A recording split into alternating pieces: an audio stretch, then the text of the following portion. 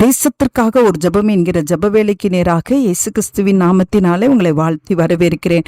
இன்றைய நாளிலும் ஓசியா தீர்க்க தரிசனம் 4வது அதிகாரம் 4வது வசனத்தில் சொல்லப்பட்டிருக்கிறது, உன் ஜனங்கள் ஆசாரியனோட வழக்காடுகிறவர்களைப் போல இருக்கிறார்கள். ஆம், இன்றைய நாளிலே கடிந்து கொள்ளுதல் வரும் பொழுது அதை வெறுக்கிற ஜனங்கள் இன்றைக்கு பெருகிவிட்டார்கள். நாம் இன்றைக்கு பாரத்தோடு நாம் ஜெபிப்போம். செழிப்பின் உபதேசத்துக்கும் ஆசீர்வாதத்தின் உபதேசத்துக்கும் செவி சாய்த்து கடிந்து கொள்ளும் பொழுது அதை வெறுக்கிற ஜனங்கள், அதற்கு எதிர்த்து நிற்கிற ஜனங்கள் மனம் மாறும்படியாய் நாம் ஜெபிப்போம்.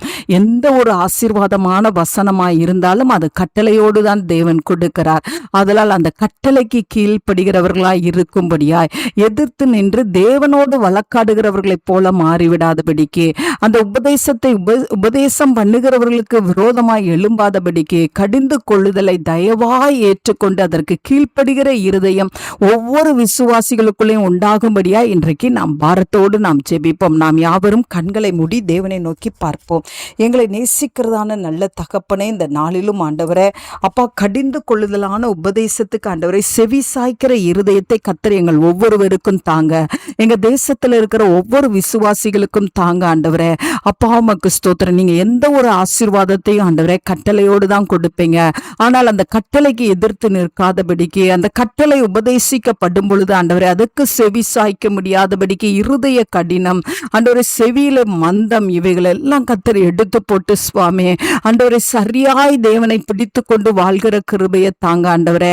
அப்பா உமக்கு ஸ்தோத்திரம். நாங்கள் அதற்கு எதிர்த்து நிற்கிற நேரமெல்லாம் ஆசாரியர்களோடு வழக்காடுகிறவர்களைப் போல இருக்கிறோம் சுவாமி. ஆண்டவரே உமக்கு ஸ்தோத்திரம். கர்த்தர் கடிந்து கொள்ளுதலை ஆண்டவரே அப்பா நாங்கள் ஏற்றுக்கொண்டு ஆண்டவரே கர்த்தருடைய வார்த்தையில நிற்கும் பொழுது கர்த்தர் ஒவ்வொருவரையும் திரளாய் ஆசீர்வதிப்பீங்க. உமக்கு ஸ்தோத்திரம் ஆண்டவரே. ஆமாண்டவரே, இந்த நாளில் செழிப்பின் உபதேசத்துக்கும் ஆசீர்வாதத்தின் உபதேசத்துக்கும் மாத்திரம் செவி சாய்த்து ஆண்டவரே கட்டளையை மறந்து விடாதபடிக்கு ஆண்டவரே அப்பா உமக்கு ஸ்தோத்திரம். கட்டளை மறக்கிற ஜனங்களை கர்த்தர் தொட்டு ஆண்டவரே அவர்களை மனம் திரும்ப பண்ணும்படியாய் நாங்கள் ஜெபிக்கிறோம். அவர்கள் திரும்பி வருவார்களாக. இயேசுவின் மூலம் ஜெபிக்கிறேன் நல்ல பிதாவே.